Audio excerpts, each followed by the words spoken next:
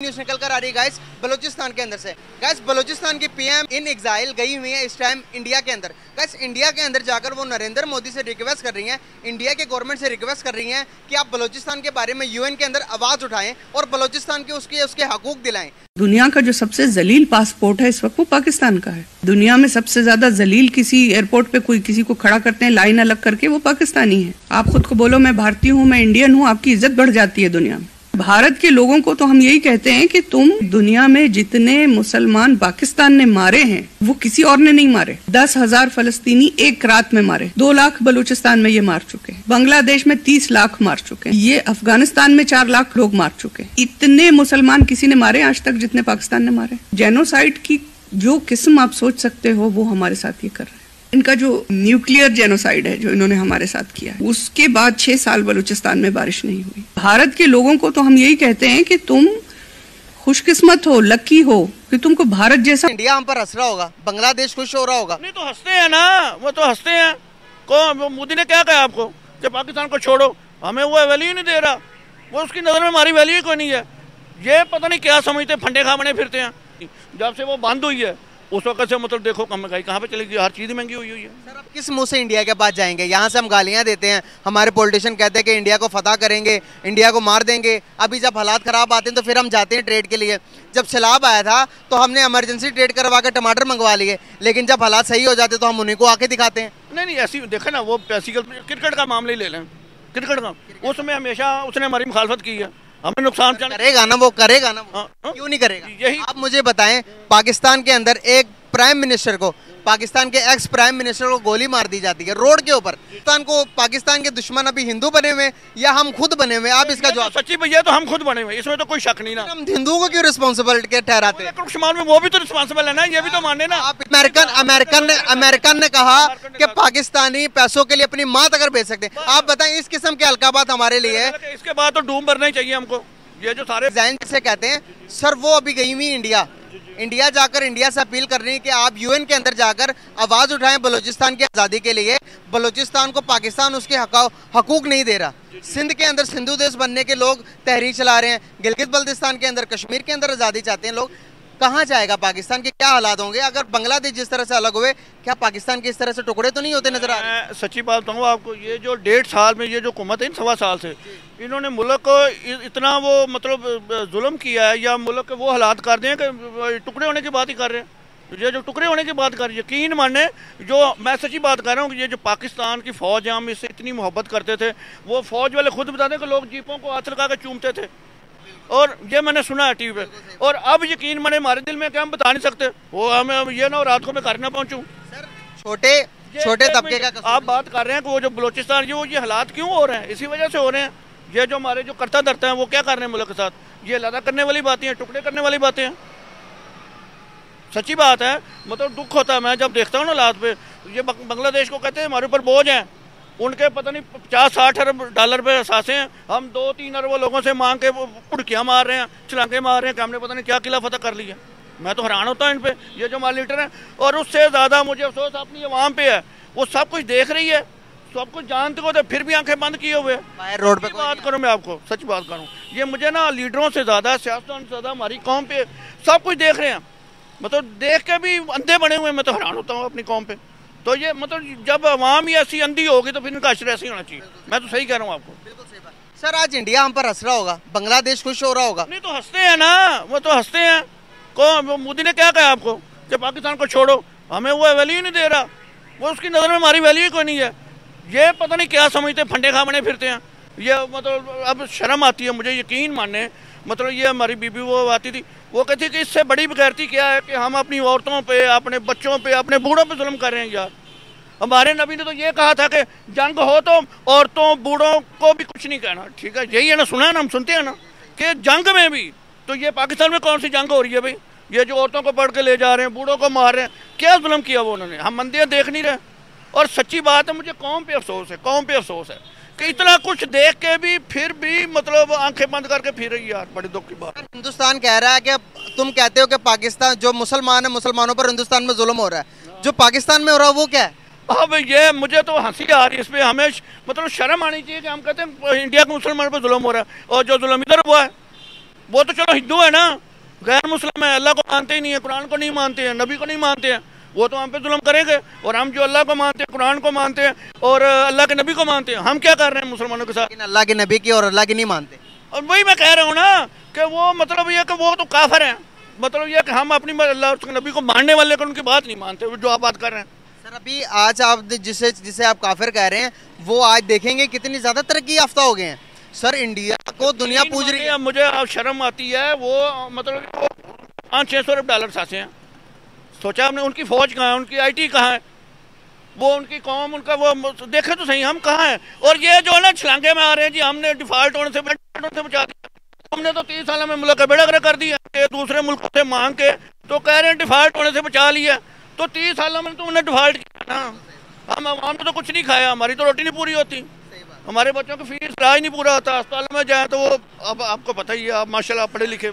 अगर हम आज अपने पड़ोसियों के साथ रिलेशन बेहतर कर लें, ना हमारे अफगानिस्तान के साथ बेहतर है, ना हमारे बांग्लादेश के साथ बेहतर है, ना हमारे इंडिया के साथ बेहतर है, अगर इंडिया के साथ आज ताल्लुकात बेहतर कर लेते हैं, ट्रेड हो जाती है, आपको नहीं लगता कि हम इस कहल सारी से बाहर आ सकते हैं?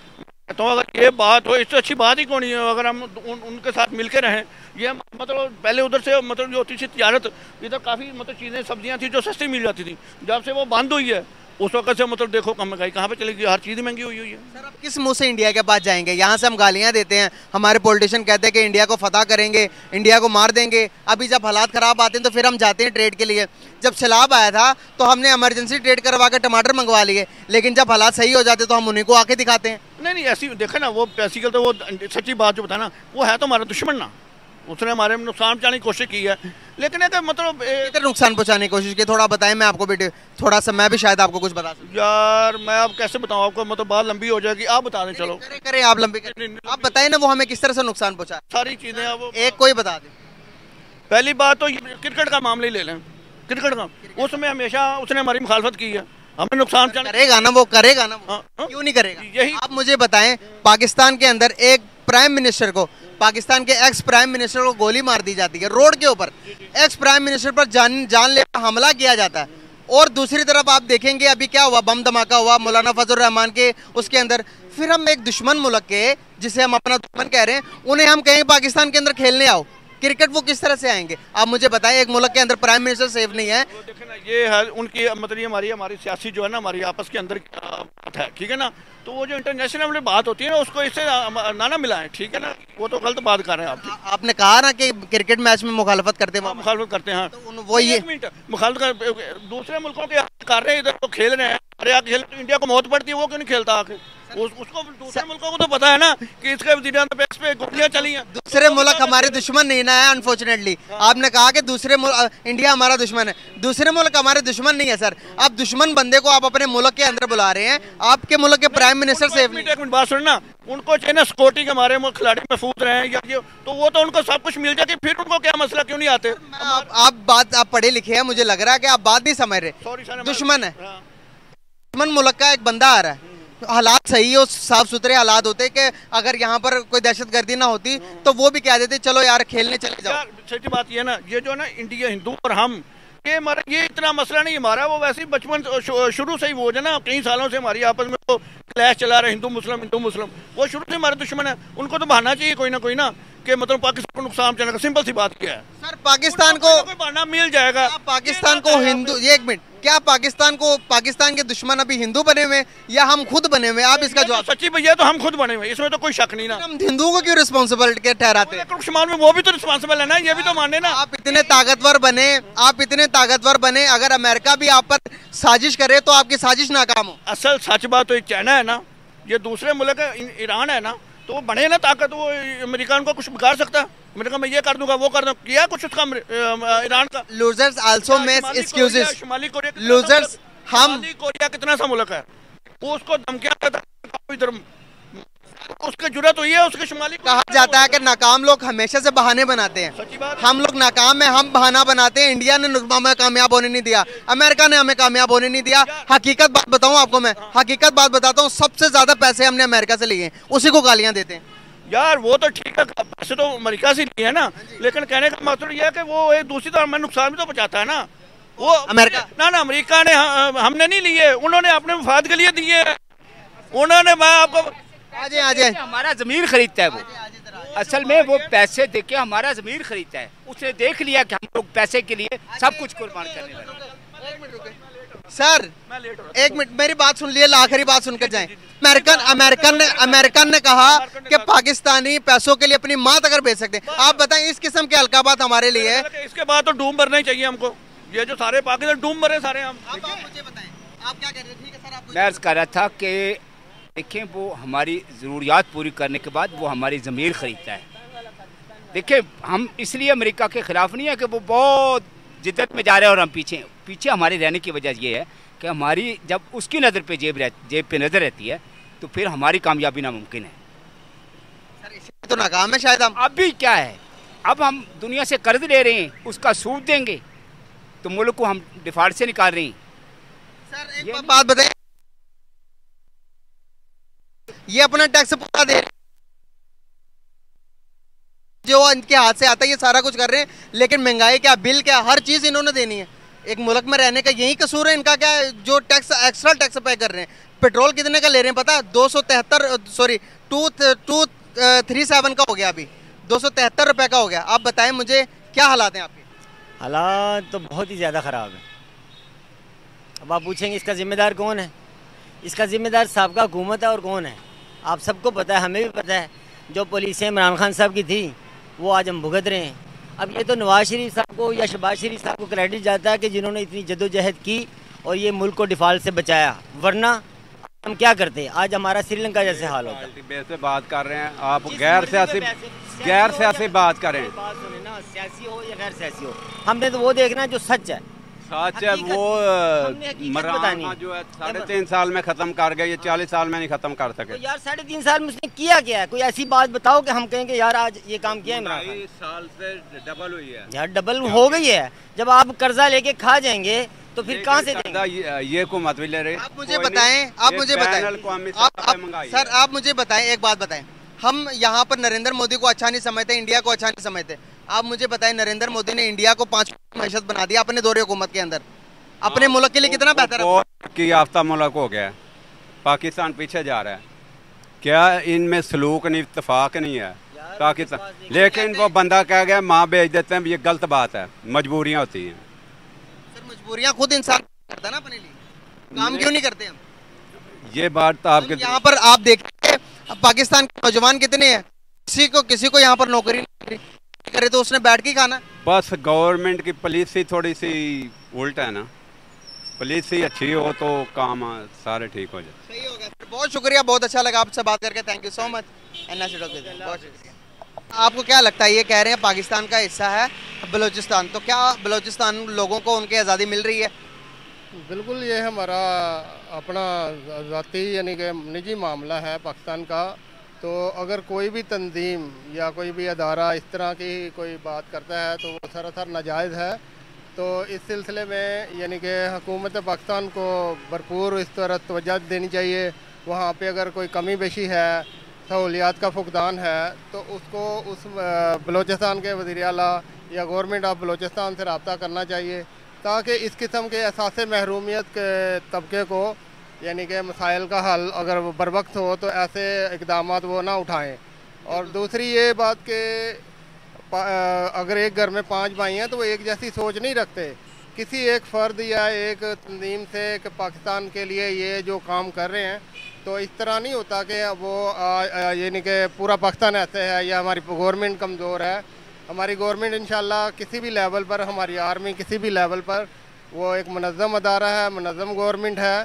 तो हर जगह पूरी दुनिया ले लो, यानी कि चाहे इंग्लैंड है, अमेरिका है, हर जगह हर तबके में ऐसा होता है। चंद अनासर जो कि बैरूनी साजिशों का हिस्सा बन जाते हैं, तो वो हर मुल्क में है। तो ये कोई इतना इशू नहीं है। बलूचिस्तान लिबरल आर्मी बनी हुई है, जहाँ पर डेली वहाँ पर वो आर्मी हमारे अफवाज को मार रही है। पाकिस्तान की अफवाज लास्ट टाइम आप देखेंगे शहीद कर रही है, तकरीबन हमारे 15 से 20 जवान को बलूचिस्तान लिबरल आर्मी ने मार दिया। क्या कहना चाहेंगे, अगर यही चलते रहे इस तरह तो कश्मीर का केस अपनी जगह पर, दूसरी जगह बलूचिस्तान भी हमसे छिन जाएगा, तो पाकिस्तान के पल्ले रहेगा क्या? देखिए, मैंने फिर वही बात पे उसी तरफ मैं आता हूँ कि हमारी कुछ खामियां हैं। हमारे अदारों को इस पर तरफ नोटिस लेना चाहिए हमारी कुछ खामियों की वजह से ही हमारे भाई जुदा होते हैं।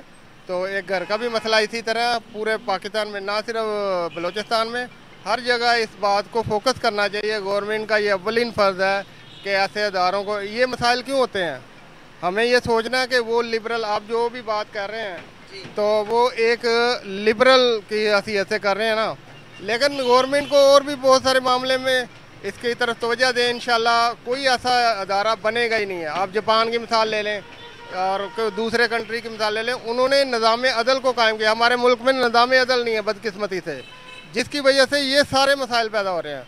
अगर निज़ाम अदल, आप सल्लल्लाहु अलैहि वसल्लम ने फरमाया कि जिस कौम में अदल नहीं होगा वह हलाक हो जाएगी। मैं अपनी गवर्नमेंट पे ये तनकीद करता हूँ कि हमारे गवर्नमेंट की सतह पे इस तरफ कोई तवज्जो नहीं है। हमारे मुल्क में कानून नाम की कोई चीज़ नहीं है, निज़ाम अदल कायम नहीं है। अगर जिस कौम में अदल आएगा वो कौम बन जाएगी, क्योंकि हमें हमारे सर जिस तरह से यहाँ पर आज़ादी की तहरीकें उठ रही हैं, आप गिलगित बल्तिस्तान में देखें, वहाँ पर भी, कश्मीर में देखें, वहाँ पर भी, अगर दूसरी तरफ आप देखेंगे पंजाब के अंदर भी हकूक़ ना मिलने की वजह से काफ़ी ज़्यादा प्रोटेस्ट हो जा रहे हैं। अभी सिंध में भी यही हो रहा है, बलूचिस्तान में भी ये सब कुछ चलेगा। सिंध तो चाहते हैं सिंधु देश बनाना। क्या समझते हैं कि ये सारा कुछ अगर डिवीज़न हर तरफ से अपनी अपनी तहरीकें लोग चलाकर आगे आ रहे हैं, तो ये किस वजह से है? क्या हम इतने ही कमज़ोर हैं कि हम अपने मुल्क के हालात को नहीं बराबर कर पा रहे हैं? स्टेबिलिटी नहीं है, कहीं भी आप देखेंगे हर आवाम, दूसरा बंदा रो रहा है घर के खर्चे ना पूरे होने की वजह से। सर ये हालात कब तक चलेंगे, और अगर इस तरह रहे तो क्या लगता है पाकिस्तान के हालात किस तरह देखते हैं आप? जब तक मुखलस, ईमानदार और मेहनती मुहब्बे वतन लोग हमारे ऊपर नहीं आएंगे तो ये इसी तरह सारी उम्र 70 साल में ऐसे ही चलता रहा है ना, तो आगे भी ऐसे ही चलता रहेगा। हमें निज़ाम अदल की ज़रूरत है। बार बार मैं कह रहा हूँ, जब हर शख्स को बग़ैर सिफारिश के निज़ाम अदल मिलेगा, इंशाल्लाह कहीं भी कोई लैप्स नहीं आएगा और ये मामला तय पाते जाएंगे। अब देखो 1 लाख बच्चा अपीयर होता है MBBS एंट्री टेस्ट के लिए, बदकिस्मती देखें 3000 सीट हैं, और जो इतने टॉपर बच्चे हैं, यानी वो टॉपर बच्चे कहाँ जाएं, यानी कि जिनके 95+ नंबर हैं वो MBBS के लिए ख्वार हो रहे हैं, और जिनके पास पैसा है कुछ बच्चे वो दाखिला लेने में कामयाब हो जाते हैं। लेकिन हमारी गवर्नमेंट इस पर कोई तवज्जो नहीं दे रही, हमारा टैलेंट ज़ाया हो रहा है। इसी तरह हमारे मुआशरे में ये मामलात चल रहे हैं, अगर हम उसकी तरफ कोई तवज्जो दें तो इंशाल्लाह ये मामला, ये अदारे, ये बगावतें नहीं होंगी, ये बेरोज़गारी नहीं होगी। हमारे हुक्मरानों को ये चाहिए कि इस तरफ जो भी मामलात हो रहे हैं, लेकिन बुनियादी हकूक़ ही नहीं मिल रहे हैं हमारे। कोई टैक्स का निज़ाम नहीं है, किसी को टैक्स के लिए चेक नहीं किया जाता, अंडरग्राउंड सब टैक्स, यानी कि हमारे टैक्स को बेईमानी से लगाया जाता है। सर यहाँ पर हम देखते हैं कि एक तरफ हम हैं जो कि अपनी मुश्किलात के शिकार है, यहाँ पर आप दे रहे हैं हर तरफ हर बंदा ही रो रहा है। दूसरी तरफ अगर आप इंडिया के देखेंगे सर, वो दुनिया की 5वीं बड़ी मईशत बन गया है, वो डे बाय डे तरक्की कर रहा है। कोई हर रोज़ कोई नई खबर सुनने को मिल जाती है। आज उन्होंने रॉकेट लॉन्च कर दिया, आज उन्होंने खला में चंद्रयान 3 भेज दिया, आज उन्होंने IT इंडस्ट्री में इतने बिलियन ऑफ डॉलर्स कमा लिए। सर वो हमारे पूरे पाकिस्तान के जितने अभी रिजर्व नहीं है, उतने वो स्पेस के अंदर सैटेलाइट लॉन्च करके पैसे कमा रहे हैं। सर उनका विजन क्या है और हमारा विजन क्या है? देखिए वो एक मेहनत कर रहे हैं ना अपने विजन पे, वो उसके तरफ फोकस कर रही है, गवर्नमेंट भी कर रही है, अवाम भी कर रही है। हमारी गवर्नमेंट तो पहले नंबर पे वो ही नहीं कर रही, तो अवाम तो उससे बदतर हाल है, वो भी इस तरफ तवज्जो नहीं आ रही। अब देखो जैसे कि मेरी एक दफ़ा मुलाकात हुई है जापान के बंदे से, इंडिया ही में गया हुआ था, उन्होंने कहा कि ज़हनी काबिलियत से तरक्की होती है, जोर लगाने से नहीं। इंडिया गए हुए आप? मैं